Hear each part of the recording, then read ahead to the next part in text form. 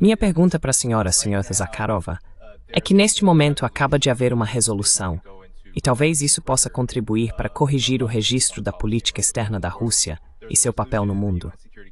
Há uma resolução no Conselho de Segurança da ONU sobre Gaza, 2853, e pessoas nos Estados Unidos, aquelas que assistem ao meu programa, por exemplo, estão expressando frustração em relação à própria resolução e têm curiosidade sobre a posição da Rússia, a abstenção junto com a China.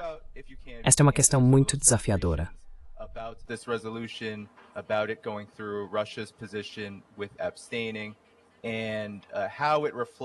Gostaria de abrir esta resolução para que eu possa citar algumas de suas disposições.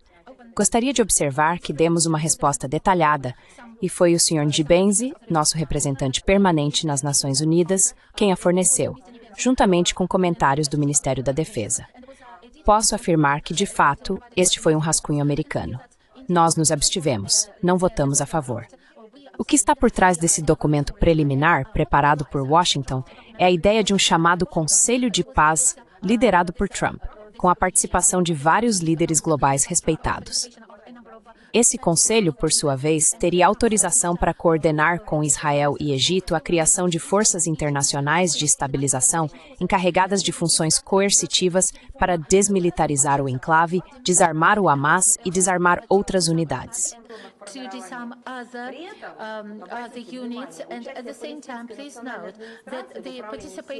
E, ao mesmo tempo, observe que a participação da Administração Nacional Palestina na gestão do setor e na determinação do destino futuro dos palestinos, com base, é muito importante destacar em um modelo de 2 governos, não é considerada.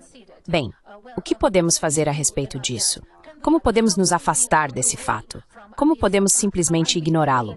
E assim como você, que também está analisando o texto, as obrigações de Israel não estão registradas, incluindo a proibição de terras palestinas, a redução de suas tropas, não é mencionado no documento. Há outro ponto muito importante.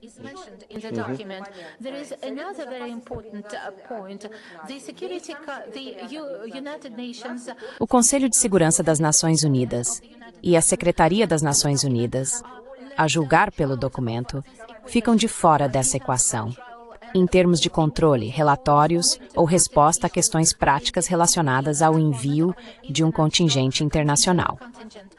Por que deveríamos envolver as Nações Unidas, o Conselho de Segurança e a Secretaria se eles não vão controlar, inspecionar ou participar da discussão desses assuntos? E havia outra disposição que soava como um ultimato associado para o projeto elaborado pelos Estados Unidos.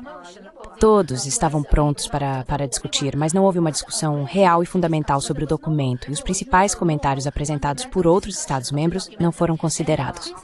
De que tipo de comentários estamos falando?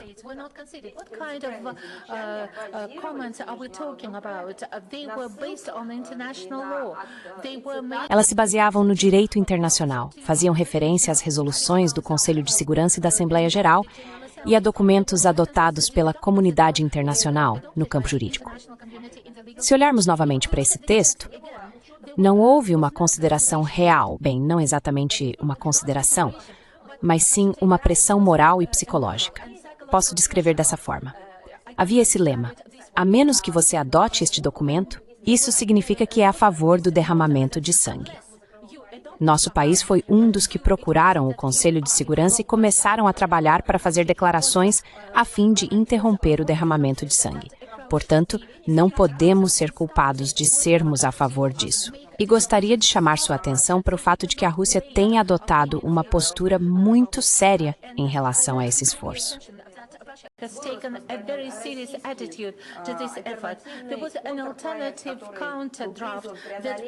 Houve um contraprojeto alternativo que foi distribuído para lidar com as contradições que surgiram no Conselho de Segurança e insistimos em retornar à base aprovada internacionalmente, com a devida consideração pelos interesses tanto da Palestina quanto de Israel.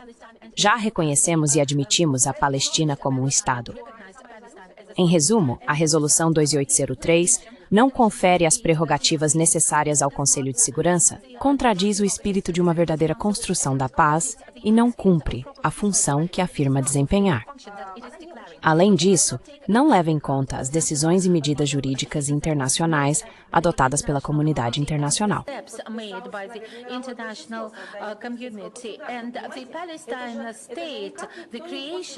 A criação do Estado palestino foi algo apoiado pela maioria global. Ninguém quer ouvir isso. A maioria global está restabelecendo e reforçando o que foi acordado há quase 80 anos, quando se decidiu criar 2 estados. 80 anos se passaram e a maioria global está reiterando que devem existir 2 estados. Um estado foi criado há muito tempo e foi reconhecido pela maioria dos países, enquanto o segundo não foi reconhecido por todos. Mas ele precisa se desenvolver e tem o direito de existir com base no direito internacional. De alguma forma, isso não é levado em consideração. Por que nos abstivemos?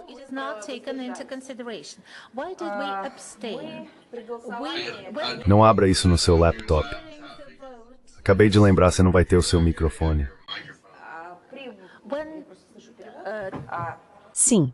Quando a votação foi realizada, estávamos baseando-nos e levando em conta nossa própria visão, mas ao mesmo tempo consideramos a posição da Autoridade Nacional Palestina. Também levamos em consideração a posição dos países árabes e muçulmanos que apoiaram o documento dos Estados Unidos. Sim, de fato, ninguém quer derramamento de sangue, embora isso possa ser provocado por alguém ou por alguma coisa. Diante de todos esses fatores, tomamos a decisão adequada. Gostaria de destacar o seguinte: os representantes russos têm enfatizado isso em todos os níveis. O derramamento de sangue poderia ter sido interrompido há muito tempo. Esse é um fato amplamente reconhecido. Mas o que precisava ser feito?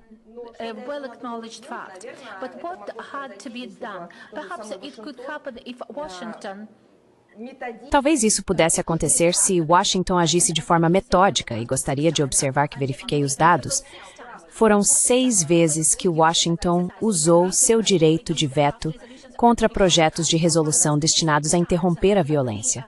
6 vezes eles vetaram essas resoluções. Eles exerceram esse direito de veto. O importante é que a resolução não se torne uma espécie de escudo ou cortina de fumaça para encobrir atividades descontroladas na Palestina, em território palestino, ou sirva como um julgamento final para privar os palestinos de seu direito à autodeterminação. E claro, precisamos garantir, por favor, me ouçam, que ela esteja alinhada com os interesses genuínos dos cidadãos de Israel. Continuamos ouvindo de muitos países e políticos que afirmam agir em benefício e no interesse dos cidadãos de Israel. Mas essas decisões foram tomadas no interesse de algumas pessoas em Israel, não de toda a nação. We have testings. Obrigado por essa pergunta, Dani Haifon. Julgando pela forma como aqueles que estão ouvindo estão balançando a cabeça, sinto que dei uma excelente resposta a essa questão. Bem, na verdade, sabe, eu teria que dizer o seguinte. Há uma dimensão humana aqui. Um aspecto humano. Quando olhei para o que foi feito aos palestinos, é algo que mal se pode descrever. Um ser humano normal não pode dizer que isso foi algo aceitável de se fazer. Eu não sei qual é o número final de mortos em Gaza, não sei quantas pessoas morreram.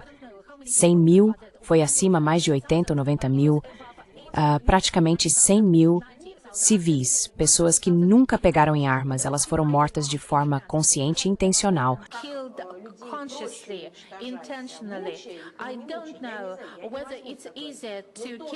Eu não sei se é mais fácil matar pessoas torturando-as ou sem torturá-las. Mas o que era evidente é que a tortura delas, o sofrimento delas, durou muito tempo. E havia certas forças que tiravam prazer perverso de ver palestinos, civis palestinos, sofrerem. Sabe, isso é um tipo de divisor de águas, uma linha de demarcação. Quando vi e ouvi como as pessoas mostravam vídeos não apenas de palestinos feridos, mas de palestinos despedaçados, e riam dizendo, bem, isso é normal, bem feito para eles, pensei. Isso é o fim. É semelhante ao que vemos no Reino Unido. É algo no programa genético deles, algum tipo de colapso. É como a pedofilia. Acho que coisas assim não podem ser erradicadas, mas precisam ser tratadas medicamente.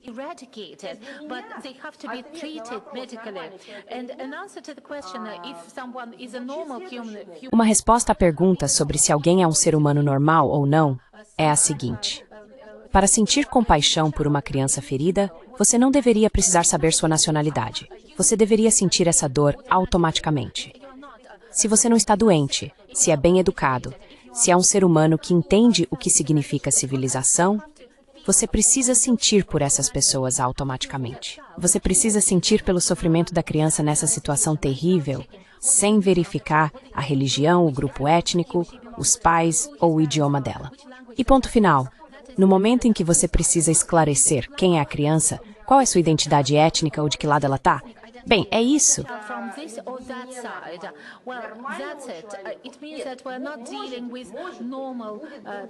Isso significa que não estamos lidando com pessoas normais.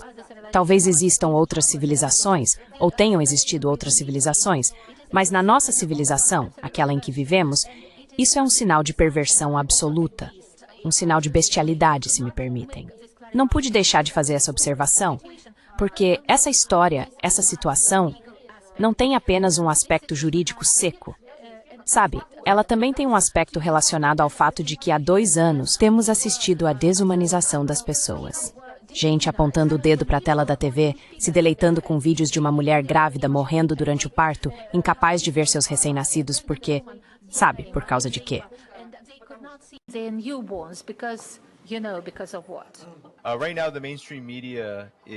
Neste momento, a grande mídia nos Estados Unidos está dizendo que a Rússia está invadindo o espaço aéreo da OTAN com drones, buscando expansão na Europa e cometendo atos de sabotagem contra países da OTAN, como a Polônia. Talvez você possa explicar ao público americano qual é o verdadeiro papel da Rússia no mundo e quais interesses a orientam.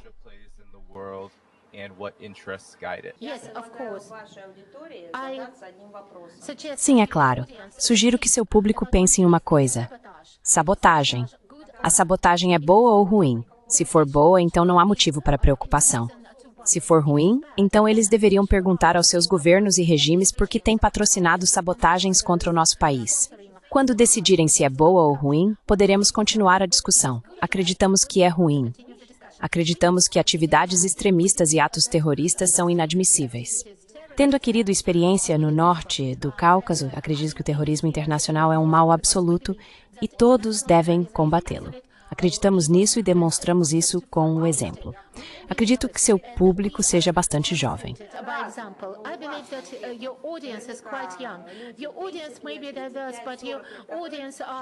Seu público pode ser diverso, mas provavelmente tem 30, 35 ou menos de 40 anos e não sabe qual foi o problema do terrorismo internacional no norte do Cáucaso russo. Eu posso te lembrar. Houve uma época em que o Reino Unido e vários estados europeus patrocinavam insurgentes como Dudaev e Basaev. Havia terroristas como Zakaev. Zakaev ainda vive no Reino Unido e é um convidado bem-vindo do establishment britânico. Eles cometiam atos terroristas e de sabotagem. Você sabe que tipo de atos terroristas eles realizavam? Por exemplo, eles tomavam um grande prédio residencial de 10 ou 15 andares, e esses terroristas insurgentes patrocinados pelo Ocidente levavam explosivos, exogênio, e explodiam esses prédios. Dezenas, até centenas de pessoas morreram.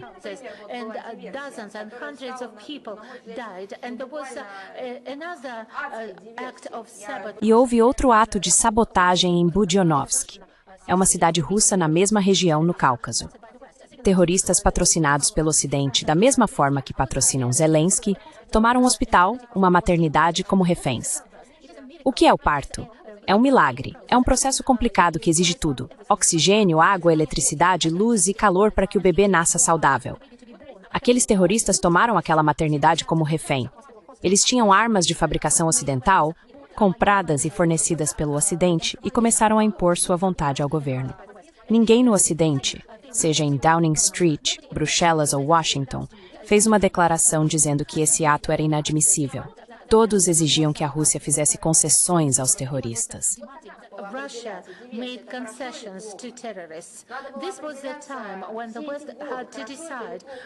Foi uma época em que o Ocidente teve de decidir se a sabotagem ou os atos terroristas eram bons ou ruins. É preciso decidir de uma vez por todas. Se os seus países e os cidadãos dos seus países escolhem líderes que assinam tratados de combate ao terrorismo, então precisam cumpri-los. Aliás, a expressão terrorismo internacional já não é mais usada no espaço informacional global. Ninguém está discutindo terrorismo internacional. Em 2010, não se falava de outra coisa. Todos comentavam sobre isso. Ouvíamos constantemente sobre terroristas internacionais. Agora esse tema desapareceu das transmissões.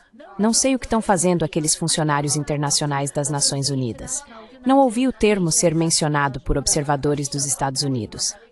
Mas a questão continua relevante. Por que está sendo bloqueada pela mídia?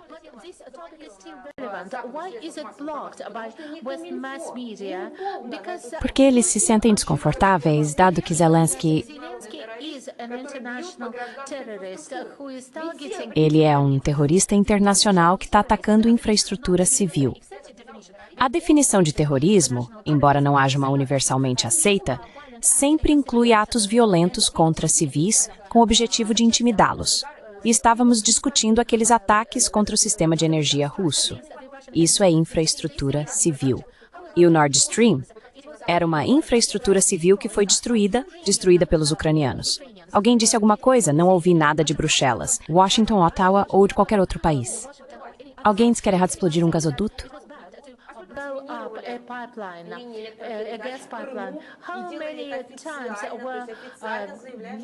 Quantas vezes as redes elétricas foram minadas por pessoas em nome e em defesa do regime de Kiev?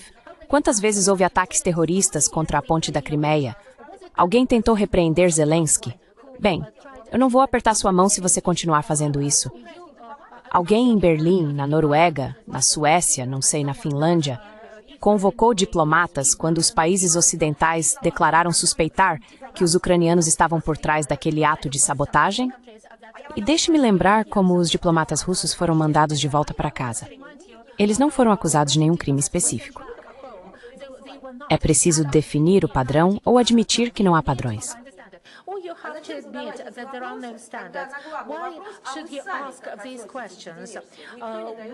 Você deveria fazer essas perguntas quando ninguém consegue responder qual é a sua atitude em relação a atos de sabotagem. Antes de tudo, é preciso dar uma definição. Nossa definição é que o terrorismo internacional é um mal absoluto. A sabotagem é um mal. Também é preciso defini-la. E, aliás, esta é uma mensagem para a sociedade civil. A sociedade civil precisa exigir uma resposta para essa pergunta. O que estamos financiando? Em que nosso dinheiro está sendo gasto? Se o alvo são postos de gasolina, então devemos refletir sobre isso. Precisamos decidir se isso é bom ou ruim. Se esse dinheiro é gasto para atacar a ponte da Crimeia, é preciso decidir se isso é bom ou ruim.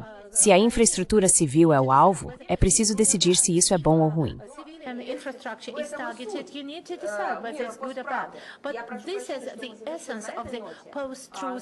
Mas essa é a essência do mundo pós-verdade. Tenho que pedir desculpas por encerrarmos nossa discussão nesse tom. Em 1945, armas nucleares foram usadas pela primeira vez. E foi o governo dos Estados Unidos contra os militares do Japão. Bombas atômicas foram lançadas sobre as cidades de Hiroshima e Nagasaki. Não havia razão para fazer isso, porque a Segunda Guerra Mundial estava prestes a chegar ao fim. Isso era absolutamente claro, mas foi visto como uma espécie de retaliação por Pearl Harbor e por todo o sofrimento do povo americano causado pelos militaristas japoneses. Foi um ato horrível, um ato terrível.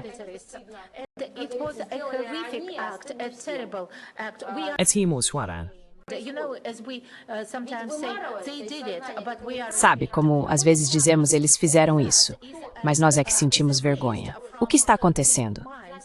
Tudo isso foi apagado da mente dos americanos e das pessoas ao redor do mundo. Antes de tudo, começaram a apagar a ideia de que foi uma retaliação por Pearl Harbor. Apagaram o fato de que foi uma decisão tomada pelo governo dos Estados Unidos. O governo dos Estados Unidos nunca pediu desculpas. Eles nem sequer disseram sentimos muito. Não demonstraram nenhuma compaixão. E o que vemos agora? Em eventos realizados no Japão, o governo japonês diz que aquelas bombas nucleares simplesmente caíram do céu.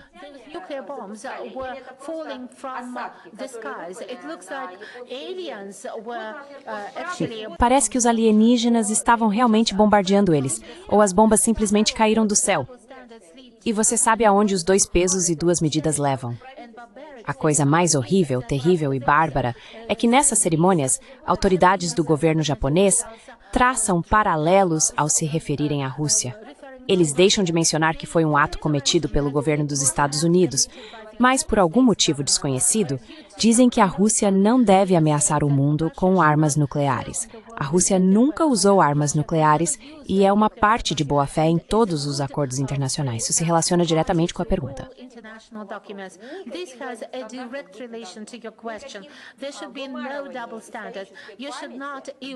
Não deve haver dois pesos e duas medidas. Não se deve apagar a memória da história. E é preciso definir conceitos básicos. Uma vez que definimos que uma mesa, uma cadeira é uma cadeira, um microfone é um microfone, uma televisão é uma televisão, a internet é a internet, então podemos chegar a um acordo. Mas se manipulamos padrões, e agora estamos manipulando conceitos, os conceitos estão sendo manipulados não por nós, eu entendo aonde isso vai levar. Quando Hitler foi chamado de pai da democracia europeia, quase o pai da democracia europeia, isso levou à Segunda Guerra Mundial, ao genocídio, ao Holocausto e assim por diante. Também tem uma pergunta, posso ir? Eu ia justamente dizer, o terrorista internacional de ontem é o convidado de honra de hoje na Casa Branca. Enquanto nossos colegas ainda estiverem aqui conosco, vamos nos despedir da Maria.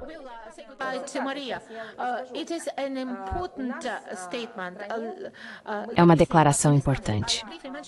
Deixe-me dizer que neste país, mencionei isso brevemente hoje, quando estávamos lutando contra o terrorismo internacional no norte do Cáucaso, por um lado, éramos combatentes contra o terrorismo. Ao mesmo tempo, dissemos que aqueles que rejeitassem voluntariamente o uso de armas se reconhecem as leis do nosso Estado e cumprissem as normas humanas e tudo o que fazia parte disso, poderíamos ter um diálogo com eles. E foi isso que aconteceu. Não temos vergonha disso. Ahmad Kadyrov foi alguém que havia lutado do outro lado, mas teve força suficiente para liderar um grande número de pessoas a pôr fim àquela guerra, aquele derramamento de sangue que nos foi imposto, e realmente libertar nosso país do terrorismo internacional. Seu filho está continuando essa causa nobre.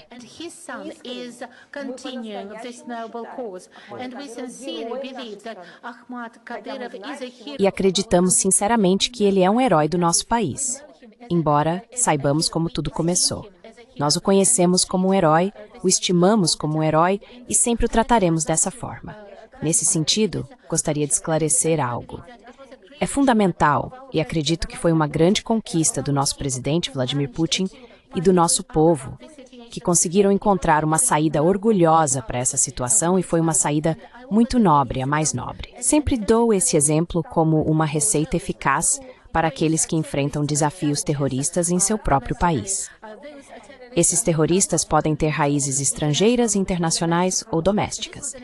Esse foi um exemplo que a Rússia demonstrou ao mundo inteiro e que merece fazer parte dos livros de história mundial.